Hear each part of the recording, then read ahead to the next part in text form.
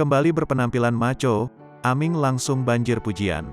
Belakangan ini, Aming memang sedang menjadi perbincangan hangat karena penampilannya yang cukup nyentrik. Pasalnya Aming mendadak merubah penampilannya layaknya seorang wanita. Dengan dandanan wanitanya itu, Aming makin dilirik dan berkelana ke YouTube para artis. Bahkan ia turut membongkar rahasia yang selama ini ia tutup rapat. Tak terduga, rupanya Aming pernah menjadi korban pelecehan di mana ia sampai diruda paksa. Karena trauma dalam dirinya itulah ia melampiaskan dengan berdandan bak wanita dan hidup di dunia imajinasinya.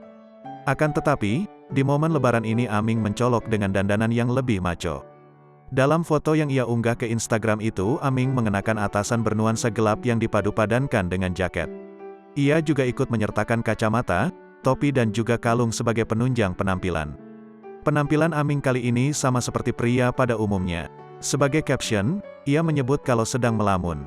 Lamunan, dah itu aja, ujar Aming dilansir dari Instagram, Jumat, tanggal 6 Mei tahun 2022. Unggahan yang cukup berbeda dari Aming ini langsung saja dibanjiri komentar pujian. Tanggal 6 Mei tahun 2022. Unggahan yang cukup berbeda dari Aming ini langsung saja dibanjiri komentar pujian.